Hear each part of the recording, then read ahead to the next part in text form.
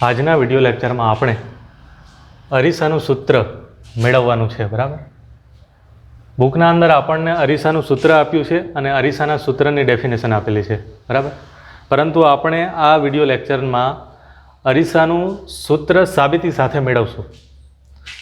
સૌપ્રથમ આપણે અરીસાના સૂત્રની ડેફિનેશન જોઈ લઈએ કે અરીસાનું સૂત્ર કોને કહેવાય।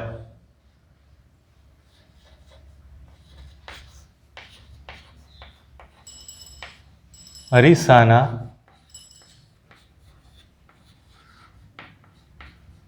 વસ્તુ અંતર u, બરાબર। અરીસાનું જે વસ્તુ અંતર છે એને આપણે u વડે દર્શાવીએ છીએ।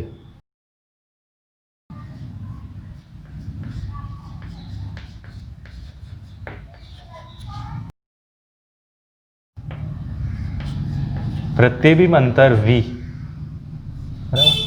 પ્રતિબિંબ અંતરને શેના વડે દર્શાવીએ છીએ? v વડે। અને કેન્દ્ર લંબાઈ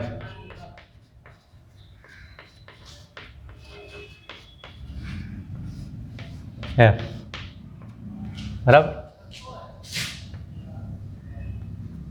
કેન્દ્ર લંબાઈ f, વસ્તુ અંતર u, પ્રતિબિંબ અંતર v અને કેન્દ્ર લંબાઈ f વચ્ચેનો સંબંધ દર્શાવતા સમીકરણને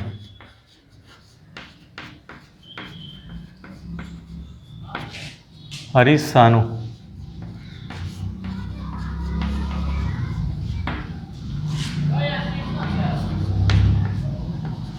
સૂત્ર કહે છે, બરાબર। u, v અને f વચ્ચેનો જે સંબંધ દર્શાવતું આપણને સમીકરણ મળશે સાબિતી પછી, તો એ સમીકરણ આપણું કયું હશે? અરીસાનું સૂત્ર, બરાબર। હવે આપણે આગળ અંતર્ગોળ તથા બહિર્ગોળ અરીસાની કિરણ આકૃતિ જોઈ લીધી છે અને અંતર્ગોળ તથા બહિર્ગોળ અરીસા વડે મળતા પ્રતિબિંબની રચના કેવી હોય છે એ પણ જોઈ લીધું છે। હવે એ જ વસ્તુનો આપણે ઉપયોગ કરી અને એના આધારે આપણે અરીસાનું સૂત્ર મેળવશું।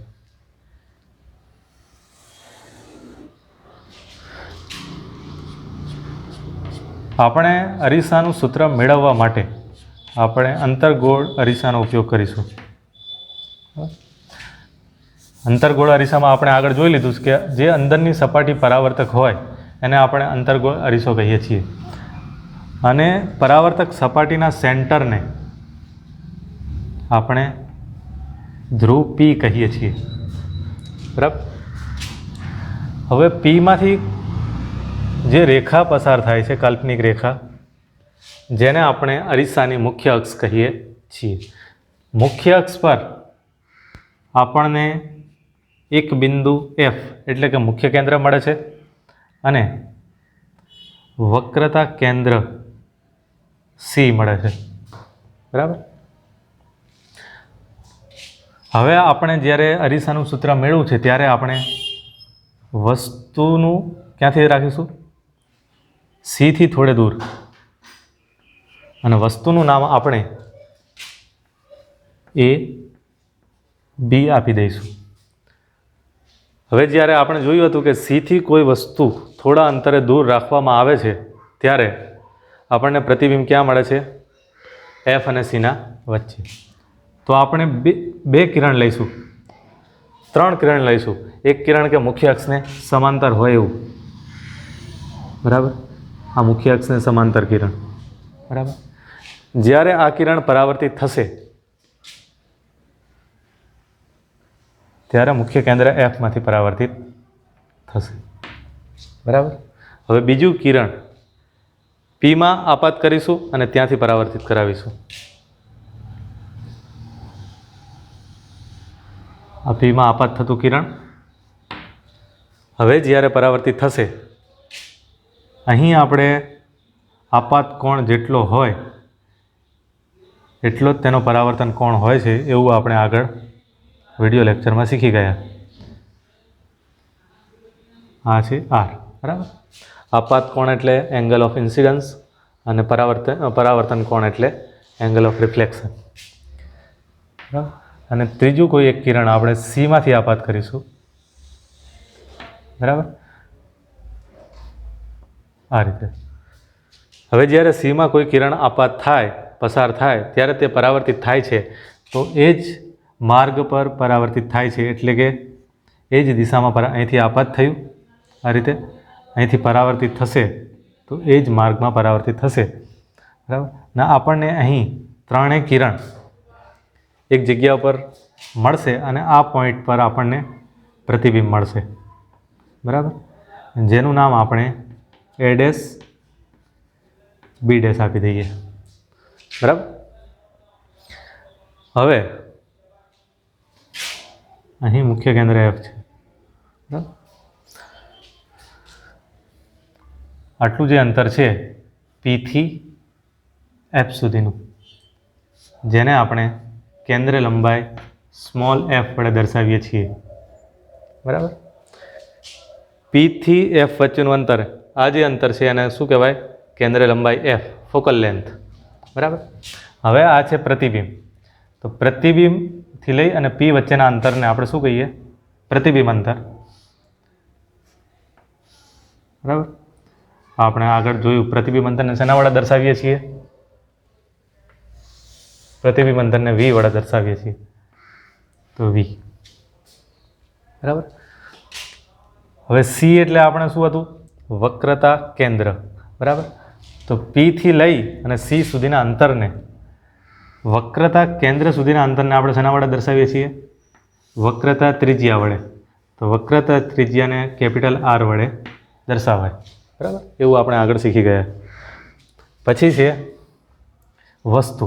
વસ્તુથી લઈ અને ધ્રુવ P સુધીનું અંતર, તો આને શું કહેવાય? વસ્તુ અંતર. તો વસ્તુ અંતરને આપણે U વડે દર્શાવીશું, બરાબર. વસ્તુ અંતર એટલે U. હવે આપણે આગળના વિડીયોમાં શીખી ગયા હતા કે જ્યારે સંજ્ઞા પ્રણાલી આ રીતનું શીખી ગયા આપણે,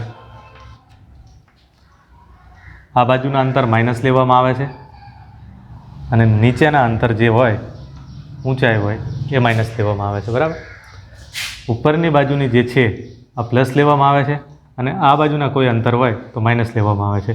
અને જે ઉગમ બિંદુ છે એને આપણે ધ્રુવ P ગણીએ છીએ, બરાબર.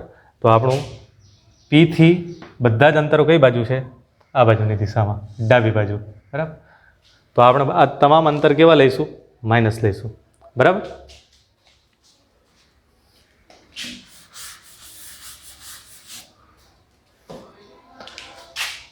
તો આપણે જોઈ લઈએ. સૌ પ્રથમ અંતર કયું છે? કેન્દ્ર લંબાઈ.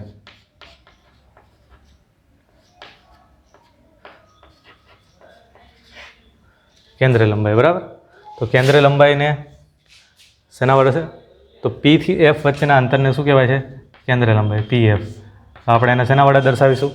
આ બાજુનું અંતર છે એટલે માઇનસ, તો માઇનસ F, બરાબર. પછી છે V. V એટલે વસ્તુ અંતર. એક મિનિટ, V એટલે પ્રતિબિંબ અંતર,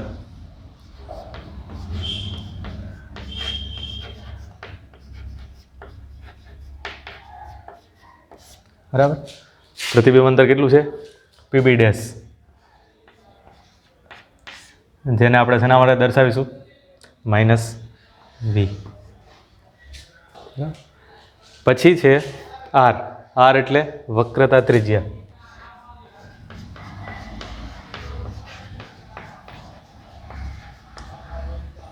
વક્રતા ત્રિજ્યા એટલે PC. PC એટલે માઇનસ R, બરાબર ને. આટલું અંતર જે છે અને આ બાજુ છે ડાબી બાજુ એટલે માઇનસ R. અને છેલ્લું વસ્તુ અંતર.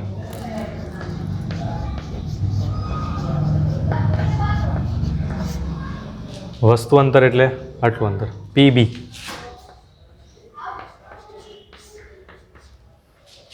PB એટલે માઇનસ U, બરાબર. હવે આપણે આની સાબિતી મેળવશું. તો અહીં આપણને આ આકૃતિમાં બે ત્રિકોણ જોવા મળે છે. એક ત્રિકોણ છે,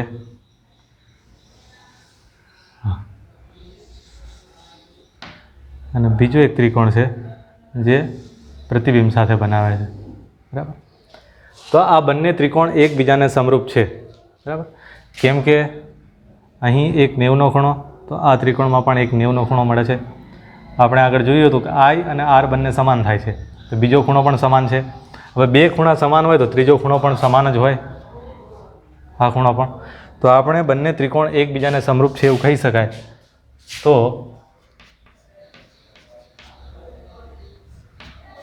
કાટકોણ ત્રિકોણ. બરાબર.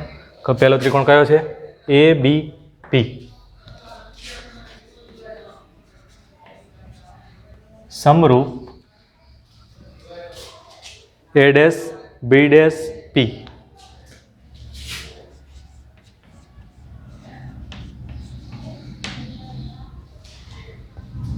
બરાબર.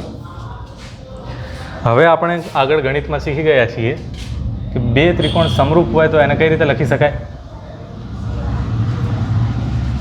એ બી અપોન એટલે કે એ બીના છેદમાં A dash B dash is equal to A બીના છેદમાં એ ડેશ બી ડેશ લીધું તો ઇઝ ઇક્વલ ટુ પીબીના છેદમાં પીબી ડેશ. બરાબર. તો પીબીના છેદમાં PB dash is equal two, હવે પીબી એટલે આપણે આગળ મેળવી લીધું. પીબી એટલે શું થાય? વસ્તુ અંતર. અને વસ્તુ અંતરને શેના વડે દર્શાવીએ છીએ? Minus U. બરાબર. હવે પીબી ડેશ, પીબી ડેશ એટલે minus V is equal to minus minus cancel, તો યુના છેદમાં વી. આને આપણે આપીશું ઇક્વેશન નંબર 1. બરાબર. હવે એ જ રીતે આપણે આ ફિગરમાં સમરૂપ છે. આ એક ત્રિકોણ છે જે આ ત્રિકોણને સમરૂપ છે. આમાં પણ આ 90 એંગલ, તો આ 90 એંગલ. આ ખૂણો અને આ ખૂણો બંને સમાન હોય, કારણ કે હોરિઝોન્ટલ એક સીધી રેખા છે. બરાબર. તો બે ખૂણા સમાન હોય તો ત્રીજો ખૂણો પણ સમાન જ થશે. બરાબર.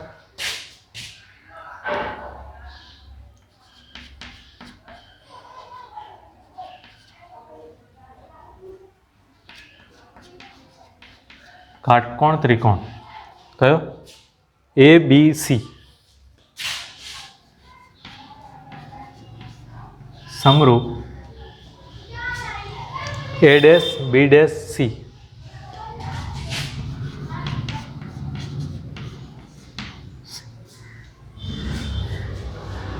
હવે જ્યારે સમરૂપ ત્રિકોણ હોય તો આ ત્રિકોણને જે રીતે લખ્યું એ જ રીતે આ ત્રિકોણને પણ લખી શકાય. તો એ બીના છેદમાં એ ડેશ બી ડેશ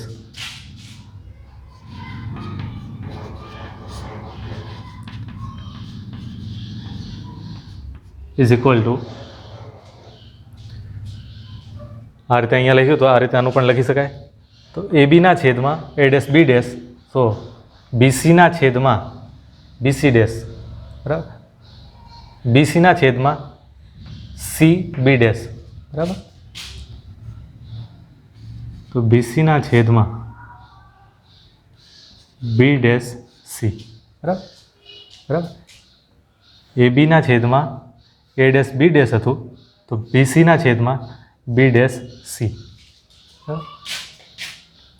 હવે આપણે આ ચાર વેલ્યુમાં કોઈ જગ્યાએ બીસીની વેલ્યુ તો મળશે નહીં, પણ જો આટલું આપણે બીસીની આટલું માપ મેળવવું હોય, બરાબર, તો આટલા માપમાંથી પીથી લઈ અને બી સુધીના માપમાંથી આટલું માપ આપણે બાદ કરી દઈએ. બરાબર. તો આપણને આટલું મળી જાય. તો આટલું માપ કેટલું છે? પી બી માઇનસ કેટલું બાદ કરવાનું? આટલું. પીથી લઈ અને સી સુધીનું પીસી. બરાબર. હવે B dash C, B dash C એટલે આ બી ડેશ અને સી, આટલું માપ આપણે જોઈએ છે. તો ટોટલ માપ કેટલું છે? આટલું. એમાંથી આટલું માપ બાદ કરી દઈએ આપણે, તો આટલું મળી જાય. તો આ કેટલું માપ છે? પીસી.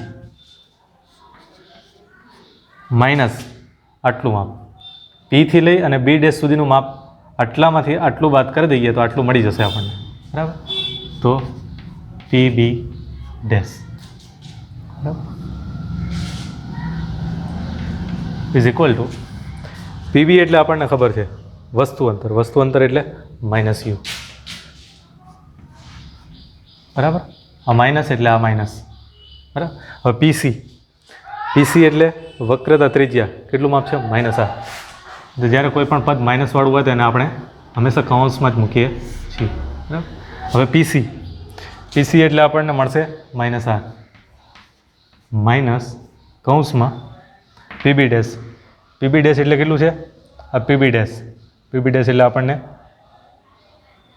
વી મળશે, તો માઇનસ વી, બરાબર. હવે આ માઇનસ તો બહાર નીકળે તો કેવું થાય, તો minus u minus plus r, બરાબર. Minus r minus plus v is equal to આ આપણું જે ઇક્વેશન મળ્યું આ બીજો નંબરનું ઇક્વેશન, બરાબર. હવે આ જે કિંમત મળી ઇક્વેશન નંબર 1 એ શેની વેલ્યુ મળી આપણને a B upon A dash B dash. આ જે બીજું ઇક્વેશનની જે વેલ્યુ મળી એ પણ શેની વેલ્યુ મળી આપણને A dash A B upon A dash B dash. તો બંને ઇક્વેશનને આપણે સરખાવી શકીએ. તો સમીકરણ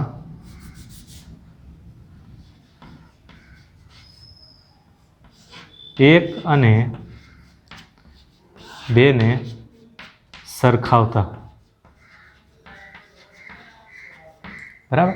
હવે સમીકરણ 1 અને સમીકરણ 2 ને આપણે સરખાવીએ, બરાબર. તો સમીકરણ 1 આપણને જે મળ્યું એ કયું મળ્યું છે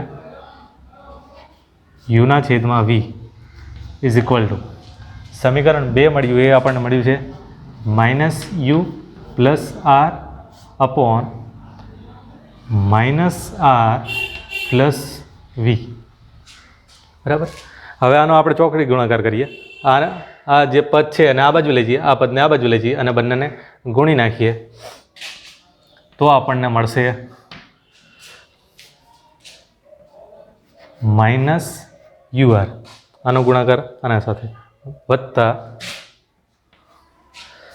આનો ગુણાકાર આના સાથે એટલે પ્લસ યુવી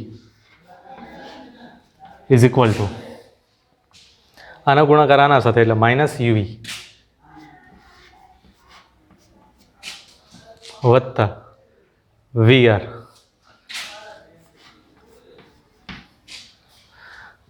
અહીં એક યુવી વાળું પદ છે, અહીં છે, તો આ પદને આ બાજુ લઈ લેશું અને આ પદને આ બાજુ લઈ લેશું.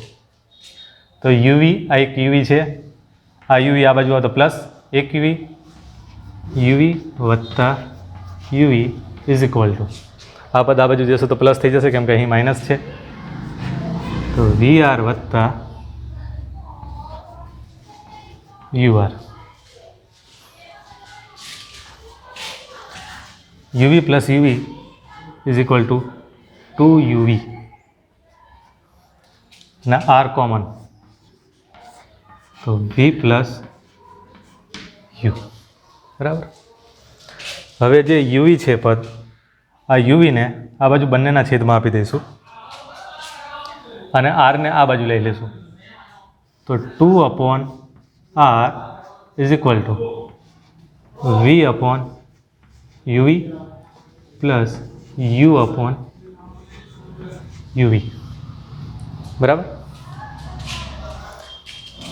અહીં વી કેન્સલ, અહીં યુ કેન્સલ, બરાબર.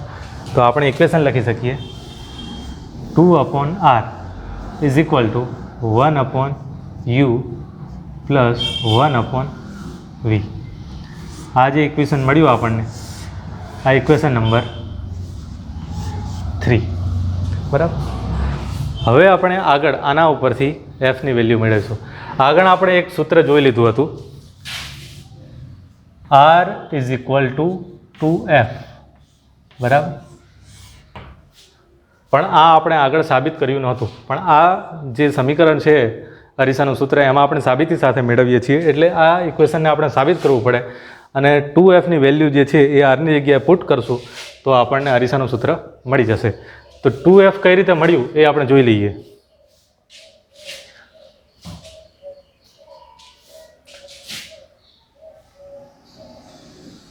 માની લો કે કોઈ એક અંતર્ગોળ અરીસો છે.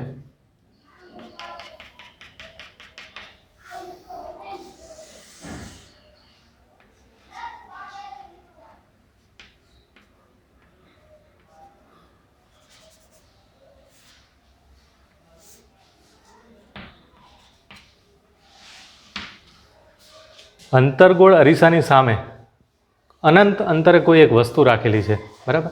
આપણે જોયું હતું કે જ્યારે અનંત અંતરે કોઈ વસ્તુ હોય તો તેમાંથી જે પ્રકાશના કિરણો આવે છે એ કેવા આવે છે? મુખ્ય અક્ષને સમાંતર આવે છે, બરાબર. આ રીતે.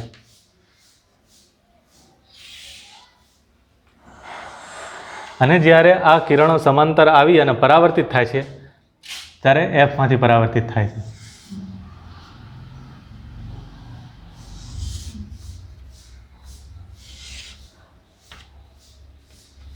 બરાબર. તો મતલબ કે આનો મતલબ શું થયો કે આપણને જે પ્રતિબિંબ મળે છે એ ક્યાં મળે છે? એફ પર મળે છે. અને કેવું મળે છે? એક બિંદુવત પ્રતિબિંબ. તો આપણે વસ્તુ અંતરને દર્શાવતા હતા યુ વડે. તો જે આ વસ્તુ અંતર છે, બરાબર, આટલું પીથી લે, તો આપણે એને શેના વડે દર્શાવીએ છીએ? યુ વડે,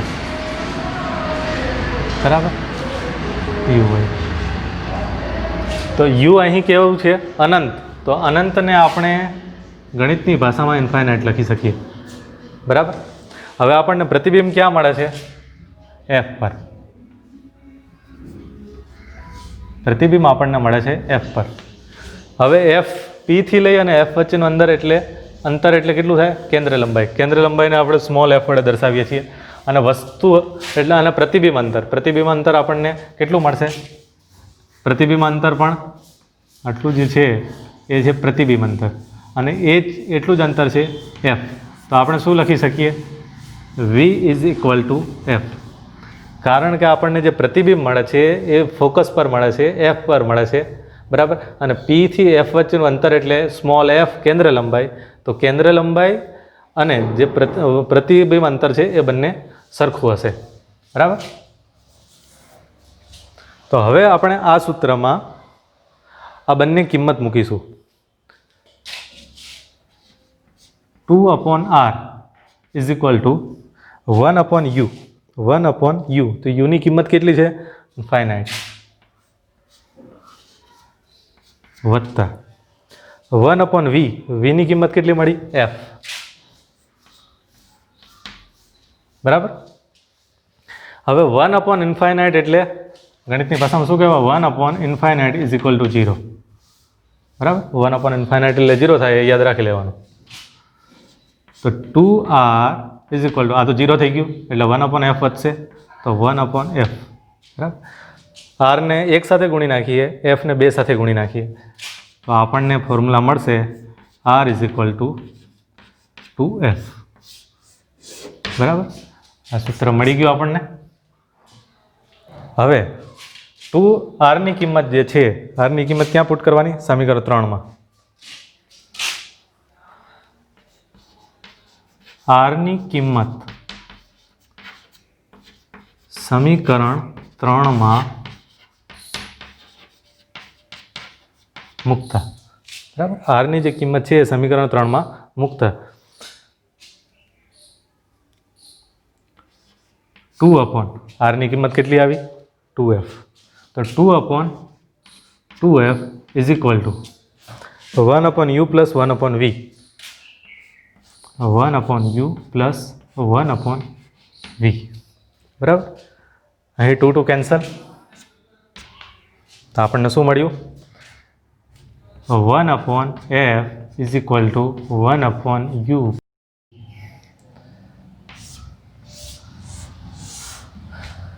આપણે શું કીધું હતું? અરીસાનું સૂત્ર. અરીસાના વસ્તુ અંતર યુ, તો યુ મળ્યું. પ્રતિબિંબ અંતર વી, તો વી મળ્યું આપણને. અને કેન્દ્ર લંબાઈ એફ વચ્ચેનો સંબંધ દર્શાવતા સમીકરણને, તો કેન્દ્ર લંબાઈ એફ, વસ્તુ અંતર યુ અને પ્રતિબિંબ અંતર વી વચ્ચેનું આ સમીકરણ છે જે ત્રણેયનો સંબંધ દર્શાવે છે. તો આ જે સમીકરણ છે એને આપણે કહીશું અરીસાનું સૂત્ર.